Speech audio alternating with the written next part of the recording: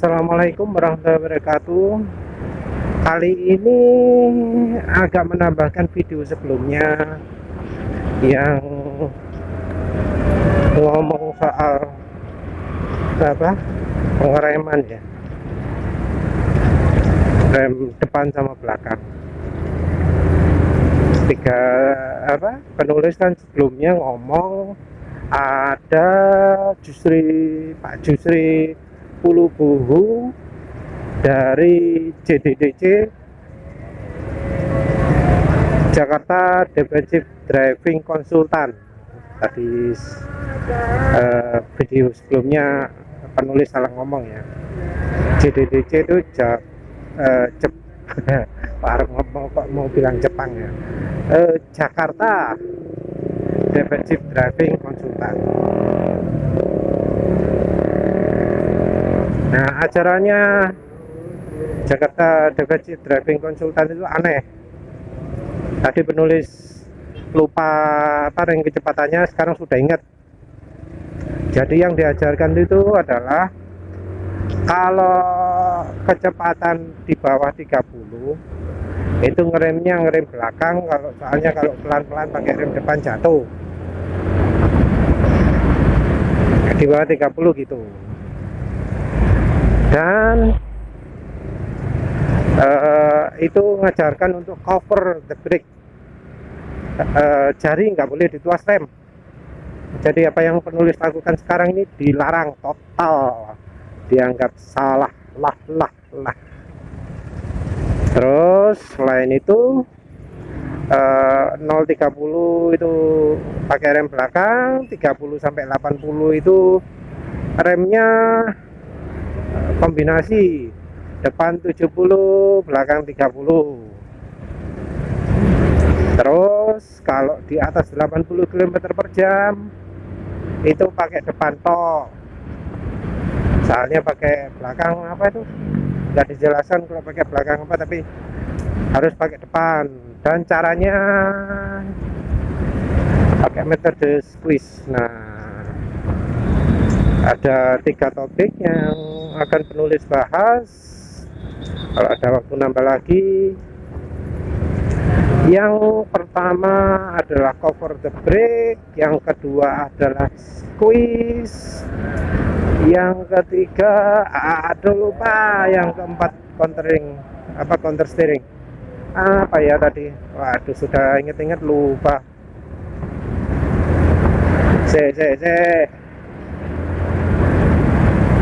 Soalnya hubungannya sama-sama dengan Pak Jusri juga.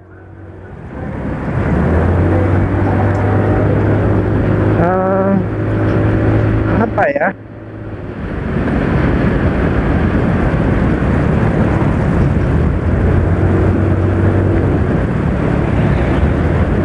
Ya, semoga-moga nanti ingat. Ya, jadi yang pertama pengereman. Pengereman ini disebut kalau kecepatan rendah rem belakang, kalau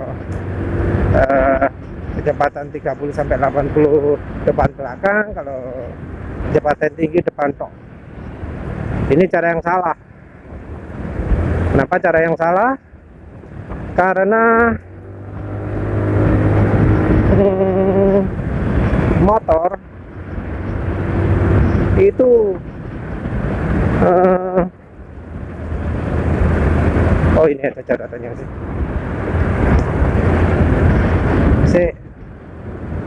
Minggir dulu apa ya?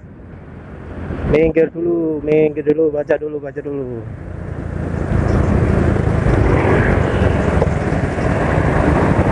Apa?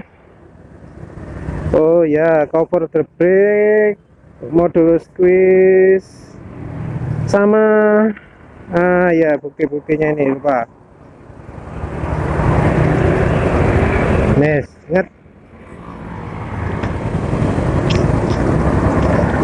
Jadi cover the brake dulu. Sorry, yang kecepatan tadi dulu. Jadi dia mau bahwa kalau beda kecepatan harus beda cara pengereman. Disebut cara pengereman ini universal untuk semua motor, semua tipe motor, untuk semua jenis motor, semua kapasitas, dari cc kecil sampai cc besar. Nah, ini perlawanan ya. Jadi yang apa, yang pakai ngerem depan sendiri pun nggak pernah gitu. Jadi justru Puhulu ini Puhulu, maaf kalau lupa ya Pak ya. Jadi Pak Jusri ini alirannya nggak ikut mana-mana, nggak ikut Inggris, nggak ikut Amerika, nggak ikut mana-mana. Entah ilmunya dari mana. Penulis sampai curiga ini Pak Jusri ini sama sekali nggak pernah naik motor. Soalnya kok apa yang dijelaskan itu nggak sesuai dengan motor. Kecepatan di bawah 30 itu kencang loh. Jangan diremehkan kecepatan 30. Sementara itu kalau ngerem mendadak, tenaga pengereman tetap butuh rem depan. Ya memang penulis mengajarkan untuk pakai rem belakang dulu, tapi setelah pakai rem belakang, pakai rem depan juga. Jadi sekejap setelah rem belakang, rem depan dipakai. Nggak cuma rem belakang tok loh ya, beda dengan omongannya Pak Jusri ini. Dan diomongkan bahwa kecepatan rendah itu jatuh, tapi nyatanya apa? Lihat aja tuh videonya R25 lawan Ayla. Jalan berapa tuh R25 nya terus guling karena rem depannya ngeslong, apa, rem depannya selip karena dia rem depan. Jadi di video itu kelihatan jelas ada tapak ban depan yang apa, membekas gitu. Jadi gara-gara ban depan direm selip, karena selip terus akhirnya jatuh.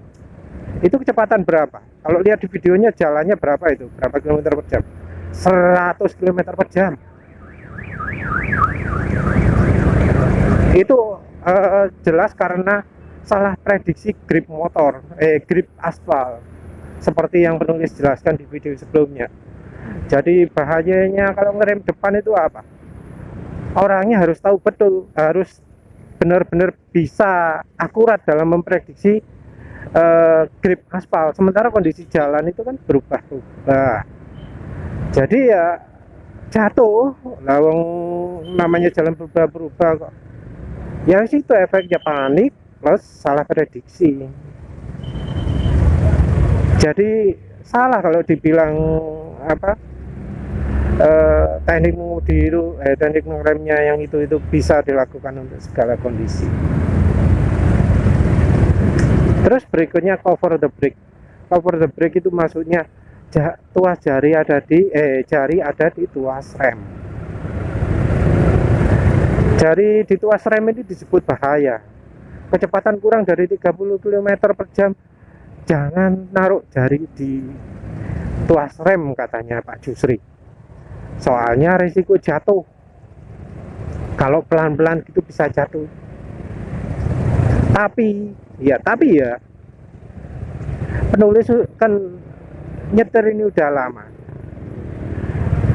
Kebanyakan cara ngerem penulis itu di 20 tahun pertama itu ngerem rem depan dulu.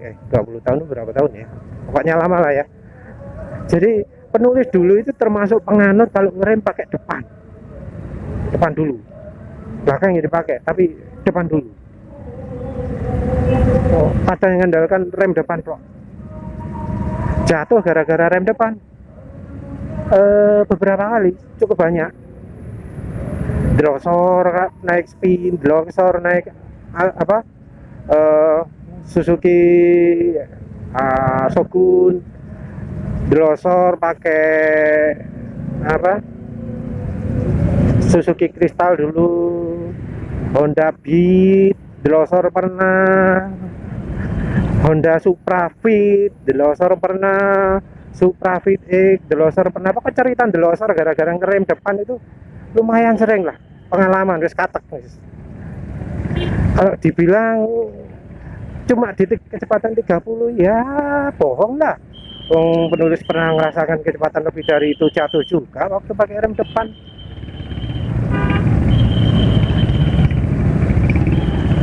Lagi pula teknik cover the brake ini untuk taruh jari di tuas rem itu jadi salah satu kewajiban di sekolah mengemudi. Sorry jadi salah satu kewajiban di sekolah mengemudi di Inggris, di Amerika juga. Jadi ini metode internasional. Aneh kalau sampai justru itu bilang apa, jari jangan ditaruh di tuas rem itu. Gak ada kayaknya yang ngajarkan soal gitu. Entah itu ilmunya dari mana. Nggak ikut mana-mana, nggak ikut mayoritas kalau itu jelas. Karena jelas kalau di aturan loh ya, peraturan berkendara di Inggris itu bilang bahwa untuk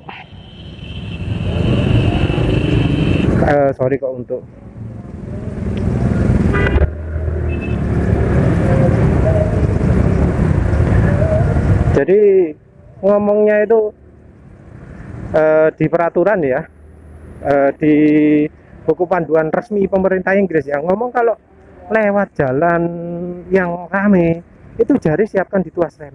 Karena apa? Biar siap ngeremnya. Itu resmi loh ya, negara loh ya. Dan yang bukan negara juga gitu.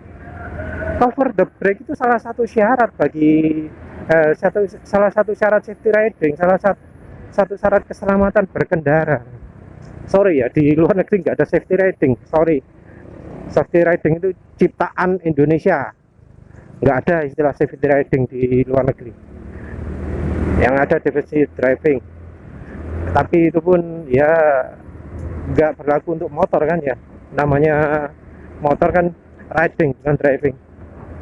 Tapi ya lewat. Yang jelas di petunjuk-petunjuk berkendara di luar negeri itu naruh jari di tuas rem itu penting.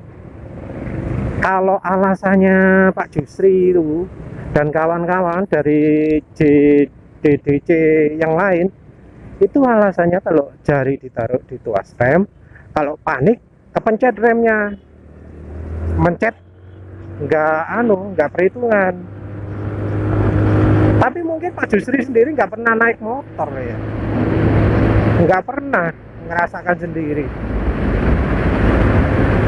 Sama dengan kawan-kawannya mungkin tiap hari naiknya naik mobil pakai AC, kena macet-macetan.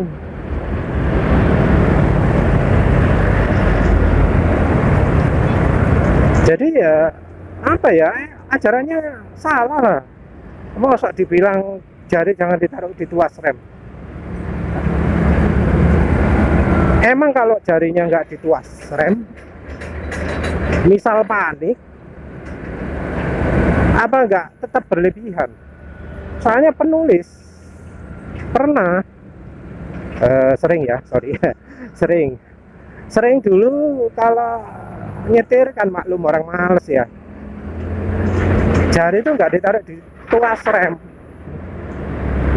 dan penulis beberapa kali mengalami nggak enak, mengalami ya wis jatuh nabrak gitu gara-gara jari nggak di tuas rem.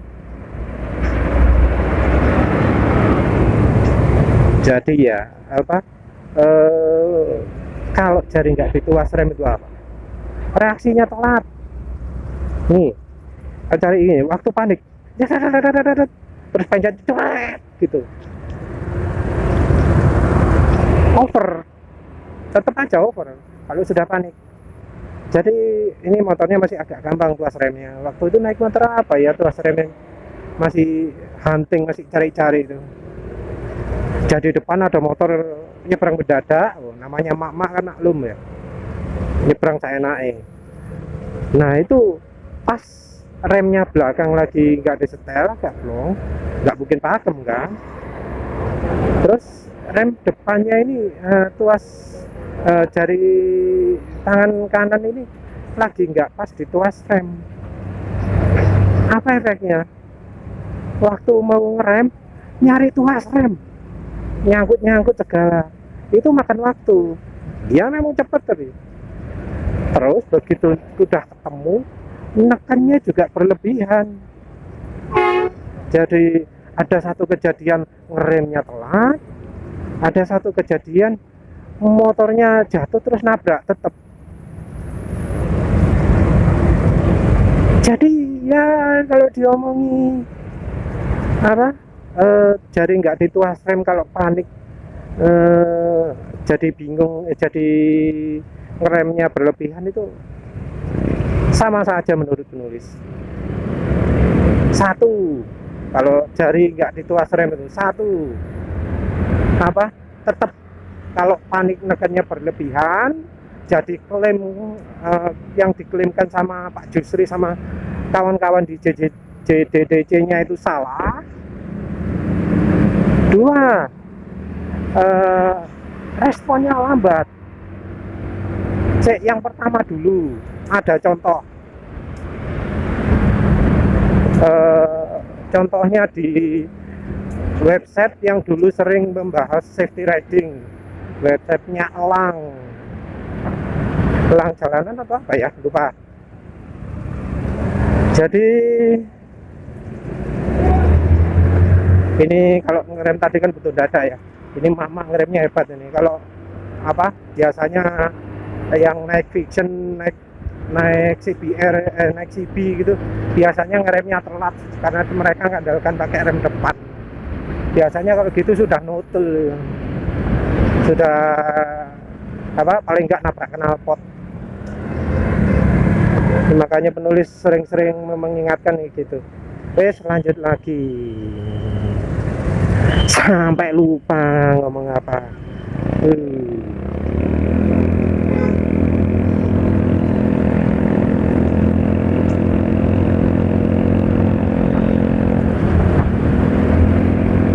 Aduh, lupa ngomong apa. Lanjut. Jadi pengereman itu ya ada delaynya, jadi ada jeda waktu. Yang pertama apa klaim bahwa kalau tuas jari nempel kalau jari nempel di tuas rem itu bikin ngeremnya berlebihan, itu salah. Karena tetap aja walau jari ada di setang, nggak ditaruh di tuas rem, kalau ngerem saat panik tetap aja berlebihan.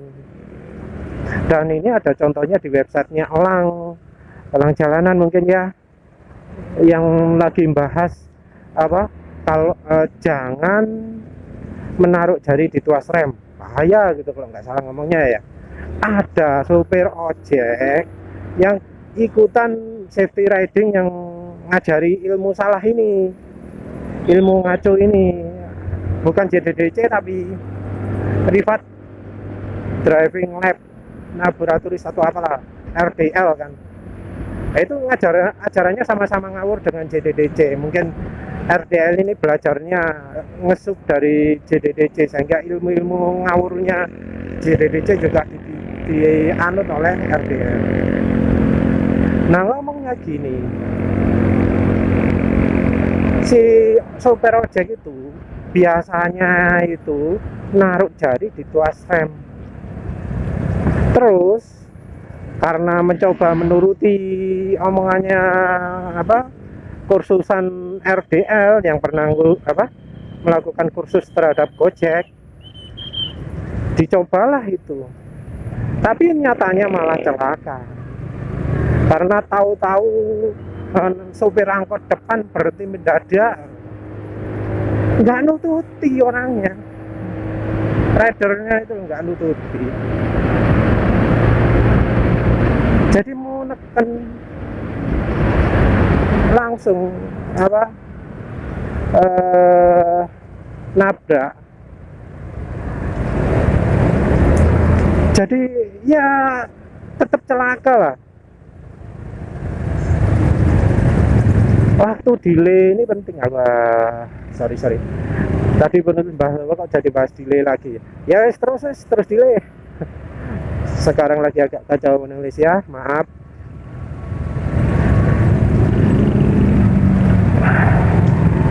Jadi ngerem jari yang nggak dituas rem itu menghasilkan delay waktunya. Ini serius, fatal, bisa lama kalau masih harus cari-cari tuas rem itu. Ada orang di YouTube melakukan percobaan membandingkan antara reaksinya kalau ngerem dengan jari dituas rem dengan jari nggak dituas rem. Simulasi dulu di timer pakai video sih, itu ditunjukkan bedanya kecepatan beda waktunya adalah 0,2 berapa dengan 0,4 berapa, selisih sekitar 200 milisecond. Nggak banyak mungkin ya, sedikit, tapi waktu dicoba di jalan jauh kelihatan bedanya. Dia jalan 60 km per jam, ngerem coba percobaan ngerem mendadak, itu dia bisa menemukan perbedaan jarak 2 meter, lebih dari 2 meter. Jadi antara ngerem dengan tuas jari siap di rem dengan tuas jari di setang, di grip, itu bedanya bisa sampai lebih dari 2 meter. Jalan di kecepatan 100 km per jam, bedanya meningkat lagi, lebih dari 4 meter. Jadi berkendara dengan jari tidak dituas rem itu mengurangi waktu reaksi pengendara, dan mengurangi waktu reaksi berkendara ini bahaya. Karena apa? Motor kalau misalnya nabrak, kecepatannya nggak berkurang karena reaksinya telat.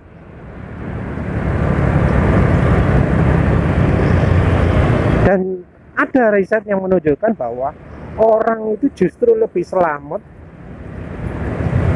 ketika jatuh sebelum mencapai sasarannya, mencapai benda yang ditabrak. Tapi jauh lebih selamat lagi kalau nggak jatuh. Jadi itu dari penelitian itu ada diambil dari 610 kasus kecelakaan di Eropa kalau nggak salah ya. Soalnya itu penelitian mungkin dari Swiss. Jadi ngerem ini motor ya, khusus motor, 610 kecelakaan motor. Dari kasus ngeremnya itu 35% nggak sempat ngerem, 35%. Jadi sepertiga kecelakaan itu terjadi dengan orangnya nggak sempat ngerem. Bahkan ini artinya reaksi pengereman itu sangat-sangat penting tuh. Selain dari refleks, dari kemampuan reaksi orangnya, tekniknya juga harus benar kan. Dan Pak Jusri ini dan kawan-kawan dari TDC dan orang-orang dari Rifat Driving Lab ini ngajari teknik salah. Jadi orang diajari teknik rem yang justru bikin pengereman itu telat. Padahal sepertiga kecelakaan dari riset itu terjadi karena ngeremnya telat. Parah kan ini. Nah, sementara itu dari yang 65% itu hampir 20% jatuh dari motor, delosor duluan. Delosor itu artinya apa? Orangnya nggak ahli ngerem. Ingat ya, ini terjadi di negara yang mayoritas mengajarkan kalau ngerem itu harus pakai depan. Ini kan Eropa soalnya. Mayoritas mengajarkan ngerem pakai depan, tapi mereka mengajarkan Swiss. Nah, Swiss ini masalah berikutnya sih. Nanti ini dulu. Jadi sudah diajarkan untuk ngerem, untuk tahu caranya ngerem. Mereka latihan dari kecepatan 100 km per jam atau lebih, nggak kayak di Indonesia yang latihannya cuma 40 km terus pakai muter-muter taman bermain, main akrobat segala. Enggak lah, di luar negeri pakai real, pakai ilmu jalanan bener, ujung remnya kayak kalau lagi pakai motor bener, jalan 100 km per jam. Mereka itu udah latihan, dan udah latihan begitu 20% masih delosor, masih jatuh. Nah apalagi yang di Indonesia, terus bolak-balik penulis lihat itu ngerem delosor penulis sendiri ya, wes merasakan sendiri kalau ngerem pakai rem depan dulu itu resiko delosornya itu besar. Kalau pakai belakang dulu enggak, mantep rem ngarepe. Pakai belakang rem depan bisa wes pede, neken lebih kuat pede, melakukan makin lama kuat makin kuat pede, asal ojo nmek.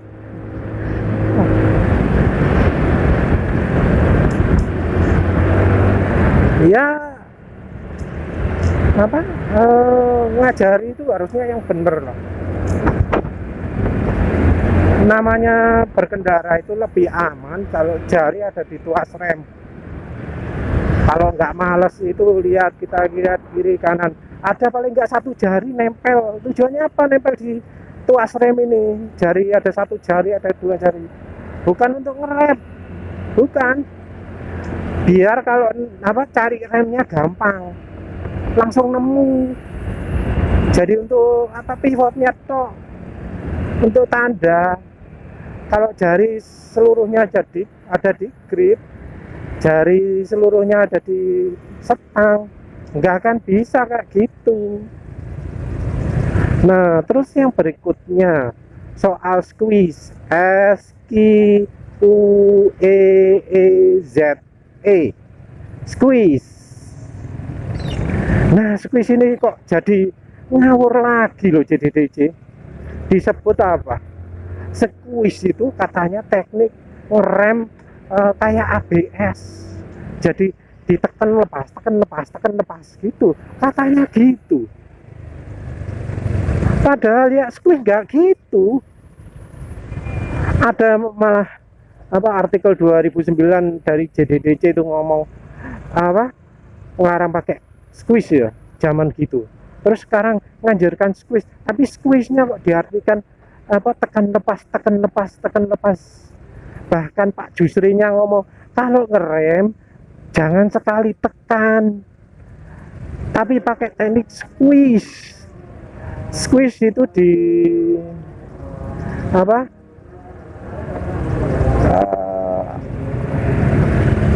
squeeze itu diterjemahkan jadi apa, oh dikocok-kocok. Nah, ada tulisannya dikocok-kocok gitu.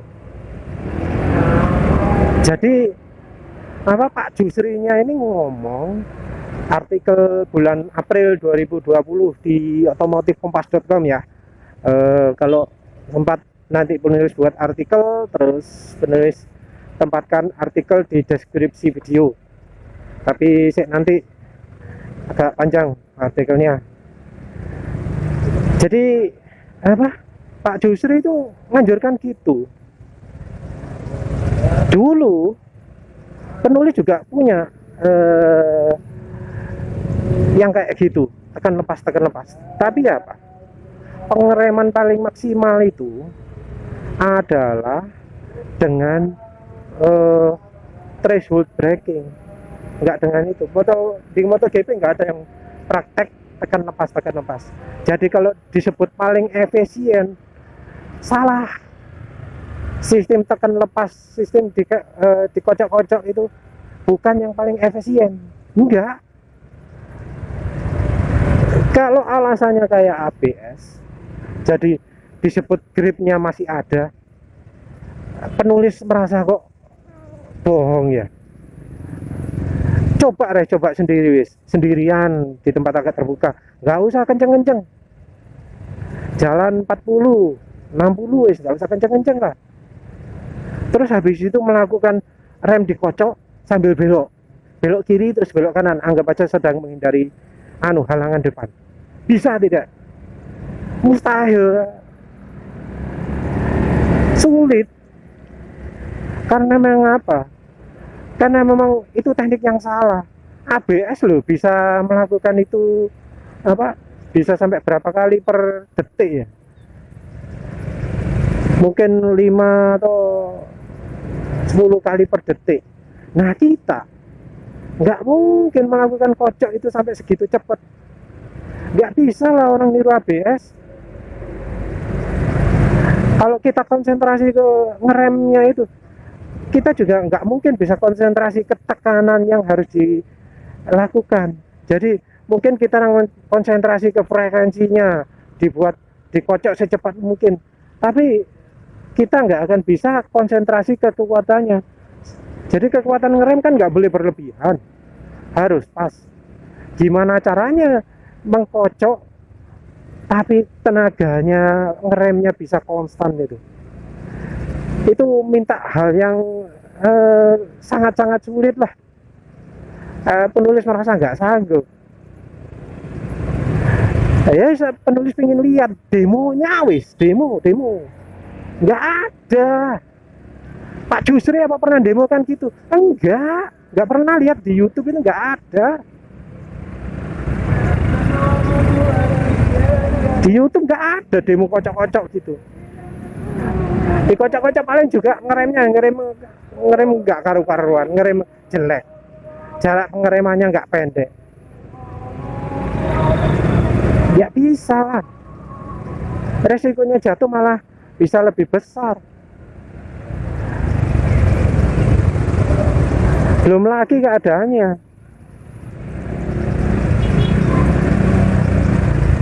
dan squeeze itu artinya bukan dikocok-kocok. Di Amerika terutama yang terkenal istilah squeeze, don't grab. Di squeeze, jangan di digenggam. Jadi ngerekep langsung itu nggak boleh. Di squeeze itu artinya ditekan pelan-pelan, ditekan secara bertahap dari lemah hingga kuat. Itu squeeze. Jadi artinya squeeze bukan dikocok, tapi memang ya mungkin orangnya salah baca kali ya. Orang ya namanya orang Indonesia, kalau baca bahasa Inggris sering salah. Orang Inggrisnya aja bisa salah terjemah. Kata-katanya gini, squeeze is to modulate the power upon using the brake. Ada yang ngomong gitu, modulate power. Penulis pernah bahas soal modulate diterjemahkan menjadi dikocok. Ada yang ngomong gitu. Jadi melakukan pengereman dengan dimodulate itu dipikir dikocok-kocok, dipikir ditekan lepas. Padahal artinya modulate bukan itu. Modulate the brake itu artinya menyesuaikan kekuatan tangan, sehingga kalau ngerem enggak kecepatan, enggak terlalu kuat, tapi bisa pas, nggak kurang nggak lebih, pas, modulate, menyesuaikan. Mungkin orangnya kepikir itu modulator, terus kalau istilahnya di audio modulo itu kan kayak frekuensi gitu ya, dianggap gelombang bolak-balik, makanya dianggap dikocok. Padahal enggak. Modulate itu artinya menyesuaikan tenaga. Jadi tenaganya diatur. Dan penulis saat ini kan lagi buat artikel itu. Penulis nemunya ngomong dikocok itu ada dua. Yang satu Pak Jusri dari JDDC, dan satu lagi Pak Sapa gitu loh dari Privat Driving Lab. Jadi ini yang buat penulis curiga RDL itu juga ikut menyebarkan ilmu menyesatkan dari JDDC. Yes, jelas-jelas salah gitu. Squeeze kok diterjemahkan dengan dikocok-kocok. Terus coba lah Haris cari artikel bahasa Inggris squeeze eh, braking, itu squeeze pasti terjemahkan feathering, dibuat halus lemnya, jadi ada progresif apa berdasar gradual gitu loh, makin lama makin kuat. Jadi ya nggak paham penulis kenapa kok tiba-tiba squeeze itu diterjemahkan jadi dikocok-kocok. Jadi ya jadinya salah tuh. Squeeze itu artinya sekali mengerem ditekan makin lama makin kuat, tapi disesuaikan tenaganya biar nggak biar ban nggak ngelok, biar ngeremnya bisa maksimal, bisa pas. Istilahnya itu threshold braking. Threshold itu artinya di antara dua sisi ya, di perbatasan gitu, di limit threshold, di batas-batasan. Jadi apa threshold braking itu artinya ngerem pas di limit grip ban yang paling kuat. Jadi grip ban itu kalau apa, kalau biasa itu gripnya nggak begitu banyak, kalau sudah agak selip itu makin naik, tapi kalau sudah lebih dari limitnya ban turun lagi. Nah, threshold braking itu berada di puncak gripnya ini, di posisi antara selip dan nggak selip. Itu threshold braking, memaksimalkan limit gripnya ban. Dan ini dicapai dengan teknik squeeze, menekan rem dengan apa, makin lama makin kuat, progresif, makin lama makin kuat. Jadi awalan lemah, terus dikeraskan sampai pengereman dirasa sangat maksimal. Tahu maksimal bagaimana? Ini yang agak sulit. Kadang harus berdasarkan pengalaman, kadang juga bisa dari bunyi ban. Di beberapa ban, terutama yang apa, model sport dengan guratan agak banyak, itu bisa kita dengar bunyi cicit gitu. Jadi kalau ban sudah apa, gripnya maksimal itu cicitnya apa, ada periodenya gitu, cicit gitu. Nah, kalau sudah banyak melebihi grip, apa, tekanan ke ban sudah melebihi grip, bunyinya beda lagi, grip cicitnya terusan gitu, beda lah pokoknya. Entah kalau pakai motor ini bisa enggak ya.